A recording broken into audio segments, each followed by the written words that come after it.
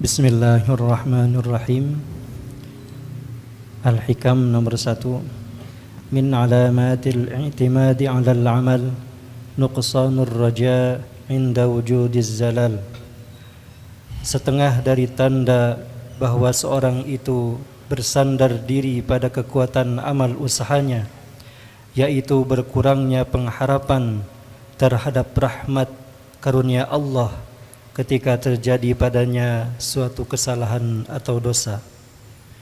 Setengah dari tanda orang kurang iman, yaitu orang yang sibuk bersandar pada kekuatan amal usahanya, berkurangnya harapan kepada rahmat Allah ketika dia melakukan kesalahan atau dosa.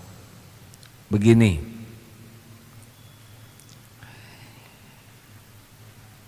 bahwa la haula wala quwwata illa billah, ini kalimat tauhid lainnya selain la ilaha illallah. Ini pun adalah kalimat tauhid yang sangat penting kita pahami. La haula, tiada kemampuan untuk menghindari kegelisahan, kesedihan, menghindari dosa, maksiat, menghindari kecelakaan, musibah, fitnah, wala quwwata, dan tidak ada kemampuan quwwata untuk berbuat, tidak ada kemampuan untuk senyum, untuk berwajah cerah, untuk berkata baik, berpikir baik, untuk sholat, untuk nolong, untuk berbuat aneka ketaatan, illa kecuali billah, dengan Allah, dengan karunia Allah. Jadi la haula wala quwwata illa billah ini bukan semata berkaitan tidak ada yang bisa menolong saya selain Allah, tapi kita menghindari dosa juga nggak bisa tuh kecuali dikuatkan oleh Allah. Ini tauhid.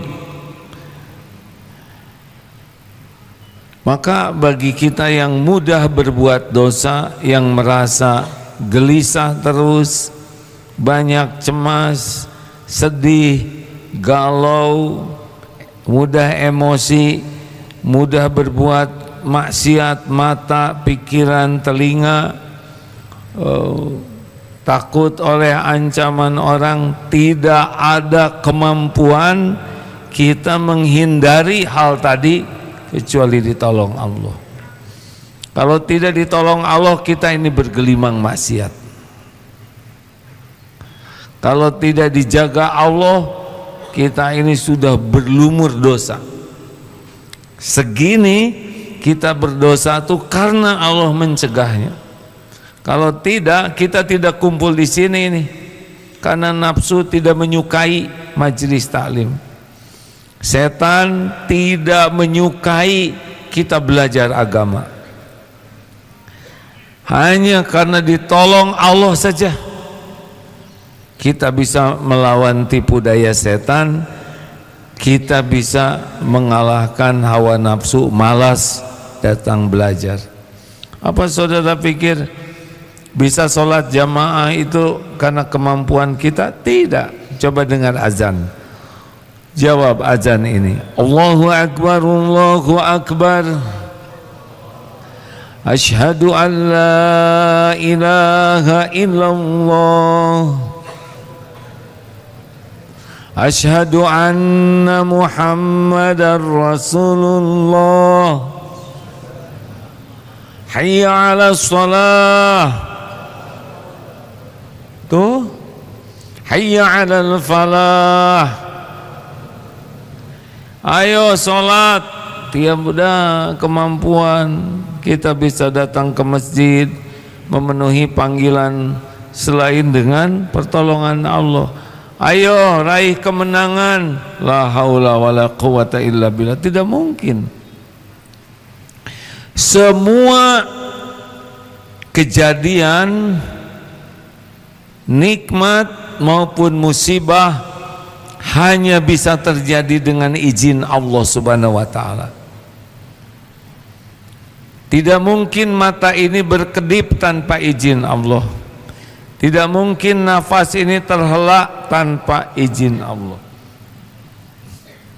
Tidak mungkin mulut berucap tanpa izin Allah. Kalau kita berbuat baik, pasti itu pun taufik Allah. Kita jadi Islam, Allah yang memberikan hidayah. Kita bisa beramal, Allah yang memberikan taufik. Kenapa ada orang maksiat? Itu izin Allah, tapi Allah tidak ridho. Dia berdosa dan dia akan memikul balasannya dari Allah atas pilihan dosanya. Kalau Allah jaga karena dia doa, Allahumma inni as'aluka fi'lal khairat wa tarkal munkarat. Ya Allah, mudahkan berbuat kebaikan-kebaikan dan meninggalkan kemungkaran-kemungkaran. Allah tahu dia doa, dia ingin berbuat maksiat, dihalangi oleh Allah.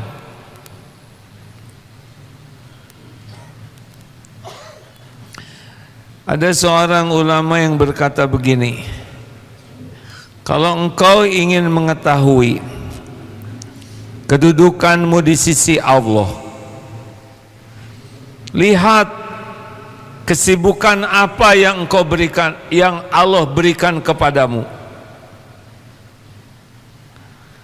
Kalau engkau ingin tahu kedudukanmu di sisi Allah, lihat kesibukan apa yang Allah berikan padamu.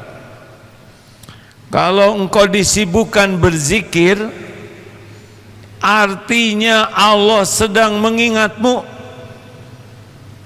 Fadhkuruni adzkurkum, maka ingatlah padaku, aku ingat padamu.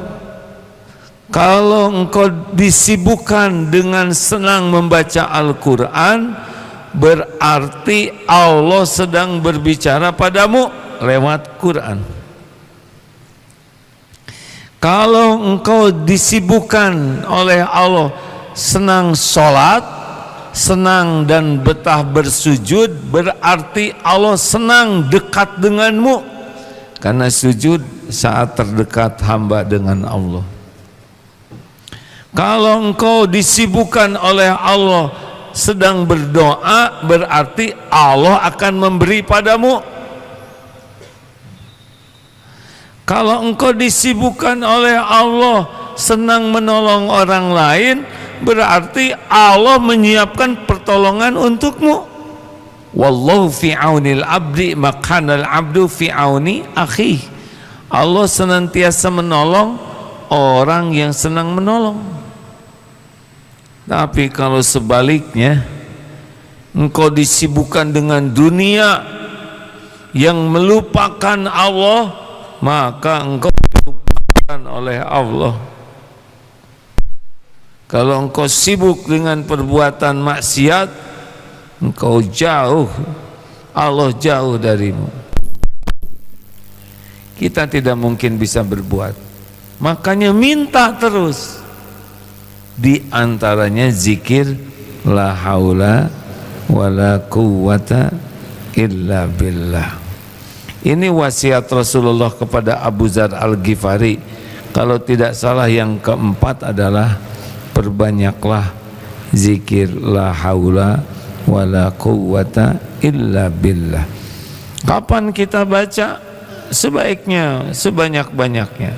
Setidaknya ketika kita sedang merasa aduh banyak sekali godaan, sulit menghindar dari maksiat, mata enggak bisa kejaga, pikiran kotor terus, la haula wala quwata illa billah, dengan keyakinan enggak ada nih yang bisa menghilangkan godaan ini, bisa menguatkan saya menghindari dari zinah mata, zinah pikiran, lisan, perbuatan selain Allah. La haula wala quwata illa billah. Zikir la haula wala quwata illa billah dengan keyakinan hanya Allah yang bisa menolong kita menjauhi, menghindari maksiat.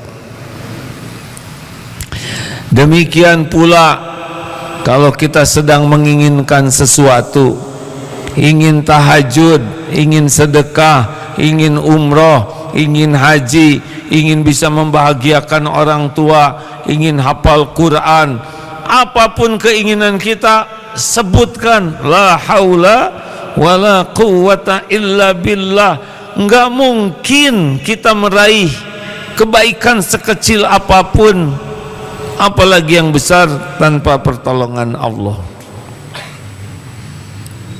Dampaknya satu, kita tidak akan ujub, karena kita tahu bahwa semua yang kita dapat lakukan hanya pertolongan Allah. Tidak ada lagi saya berpikir, ide saya, ini kegigihan saya, ini adalah hasil perjuangan saya. La haula wala quwata illa billah. Bes, hilang semuanya, min fadlir rabbik. Dua, tidak ada lagi sombong. Apa yang mau disombongkan? Semua yang ada milik Allah, semua yang ada karunia Allah. Bisa apa? Hafal Quran, Allah yang bisa ngasih ke kita. Kita punya kekayaan, Allah yang ngasih. Punya gelar, Allah yang menentukan. Tidak ada kita menjadi jumawa, karena tahu semua dari Allah. Tiga, tidak akan ria. Apa yang mau dipamerkan? Semuanya nikmat ini hanyalah milik Allah, dari Allah, kehendak Allah. Maka kalau kita sedang tergelincir berdosa, orang yang la haula wala quwata illa billah segera tobat, karena dia tahu yang kuasa mengampuni cuma Allah, yang kuasa menghentikan dirinya dari maksiat adalah Allah. Ini luar biasa hadirin. Kalau sampai mendarah daging kepada diri kita ini hanya milik Allah, kekuasaan Allah, maka kita sudah tidak ribet lagi berharap ke makhluk. Saudara tahu yang membuat kita sengsara itu berharap ke makhluk, padahal makhluk tidak bisa memberi manfaat sama sekali tanpa izin Allah. Enggak bisa. Darut Tauhid, apakah mungkin ada santri ke sini datang sendiri? Tidak ada. Yang ada adalah Allah yang menggerakkan sebagai amanah, sebagai ujian. Itu jualan di sana, banyak pedagang. Apakah orang beli karena kepintaran kita jualan? Tidak. Orang beli karena Allah menetapkan rezeki itu sampai ke kita. Tidak usah iri dengki, tidak usah susah hati lihat orang punya usaha yang sama. Kenapa? Karena yang membagikan rezekinya cuma satu. Siapa? Allah semata. Di Darut Tauhid santri karya cukup banyak, 1.400. Ketua yayasan cuman beberapa. Ini semuanya Allah yang menetapkan sebagai ujian. Baru jadi mulia kalau makin takwa, makin bersih hatinya, makin banyak amal solehnya. Maka kalau kita tergelincir, segeralah tobat. sebesar apapun dosa kita, sebesar apapun dosa kita, pasti ampunan Allah lebih besar lagi. Kita berdosa izin Allah, tapi Allah tidak ridho. Tapi kalau kita tobat, maka Allah jadi mencintai kita. Innallaha yuhibbut tawwabin wa yuhibbul mutatahhirin. Sesungguhnya Allah mencintai orang yang bertobat lagi mensucikan diri. Jangan pernah berharap ke makhluk. Makhluk tidak bisa membawa manfaat setitik pun tanpa izin penguasa langit bumi. Semua makhluk ciptaan Allah, semua makhluk milik Allah, semua makhluk diurus oleh Allah. Semua makhluk takluk kepada kehendak Allah. Allah tidak izinkan, tidak ada yang terjadi. Allah kehendaki, innama amruhu idza arada syai'an ayyaqula lahu kun. Jadi fayakun, jadilah. Lebih sederhana hidup hadirin. Kalau gitu untuk apa bergaul? Bergaul itu ibadah. Kalau begitu untuk apa memberi nasihat kalau kita tidak bisa menyolehkan? Memberi nasihat itu adalah ibadah, amal soleh. Saya sekarang ceramah ini tidak bisa membulak-balik hati siapapun, sama sekali. Yang bisa menyolehkan hadirin hanya Allah. Apa yang saya lakukan ini, satu, berusaha meluruskan niat. Ya Allah, saya niat sampaikan ilmu yang Engkau amanahkan, semoga Engkau ridho. Tugas saya cuma meluruskan niat yang pertama. Yang kedua, sampaikan yang kita yakini benar karena memang benar. Tidak perlu berlebihan, ingin dianggap pintar, hebat, kuat daya ingat, luas wawasannya, hafalannya. Untuk apa? Tidak ada keperluan penilaian itu, tidak ada perlunya. Mau apa? Mau apa? Pamer kesolehan, pamer kepintaran, tidak ada gunanya. Tidak ada gunanya. Semua yang hadir memuji, tidak ada apa-apanya kalau Allah tidak ridho. Maka tidak perlu ceramah ingin dikagumi yang diceramahi. Yang perlu setiap kata diterima oleh Allah jadi amal. 3, tugas yang ceramah ini adalah mengamalkan sekuat tenaga apa yang disampaikannya. Ada yang sudah berhasil diamalkan, ada yang sedang berusaha diamalkan. Allah tahu.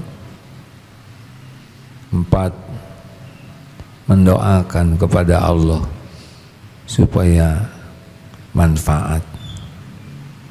Selebihnya Allah yang memasukkan kepikiran, ke hati, Allah yang ngebulak balik. Allah tahu niat saudara ke sini. Allah tahu kesungguhan saudara mau nyari ilmu. Allah tahu apa yang dilakukan. Tidak ada yang tersembunyi. Yang paling sungguh-sungguh, dia akan dapat yang terbaik. Kalau kesini hanya rutinitas, tidak ada niat ingin dekat dengan Allah, Allah tahu. Yang di sini sambil belajar, tapi sibuk dengan kegiatan lain yang tidak ada manfaat, Allah lihat. Yang di sini sambil duduk, tapi pikirannya kemana-mana, Allah tahu pikiran. Yang paling sungguh-sungguh, walladzina jahadu fina lanahdiyannahum subulana. Allah akan memberi petunjuk kepada yang paling sungguh-sungguh.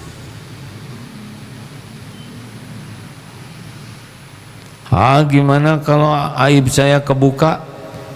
Ya tobat saja. Tapi saya malu, orang-orang jadi tahu. Gak usah malu. Allah mengizinkan aib terbuka sedikit.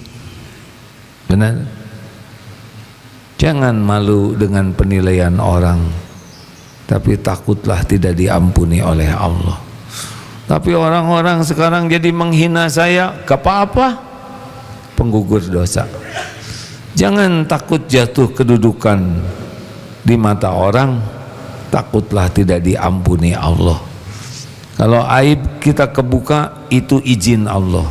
Sekarang sedang banyak berita-berita aib yang terbuka, benar? Itu bukan karena intel, bukan karena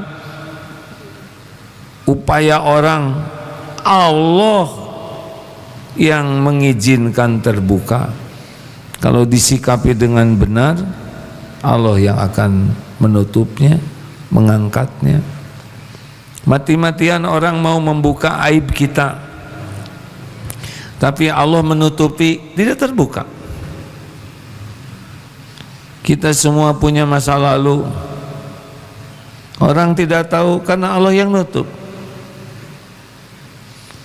Kita ketemu seseorang yang tahu masa lalu kita, dibikin lupa, dia lupa. Maka jangan takut aib kita kebuka. Takutlah tidak bisa sungguh-sungguh tobat.